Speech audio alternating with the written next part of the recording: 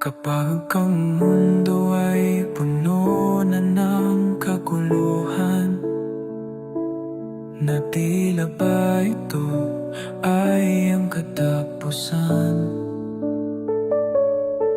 Huwag mabahala kay ibigan, dahil ito ay umpisa pa lang ng kahirapan ating mararanasan.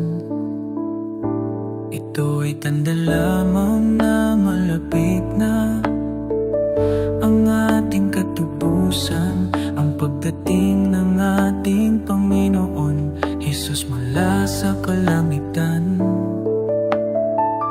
Tayo ay magpagdiwang sa kagalakan, si Jesus at Ama ay atin ang makakasama.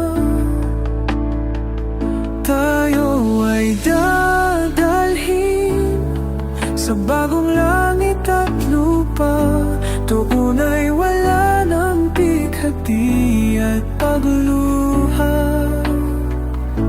Puno ng kasiyahan na hindi na natin mararanasan ang kamatayan.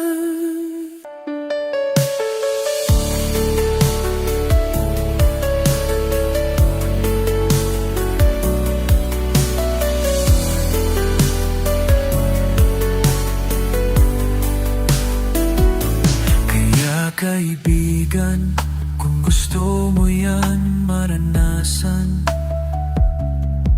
ngayon palang suriin mo ng mabuti ang iyong pinaglilingkuran. Dahil ang Diyos, ang malang may karapatan na dapat nating paglingkuran.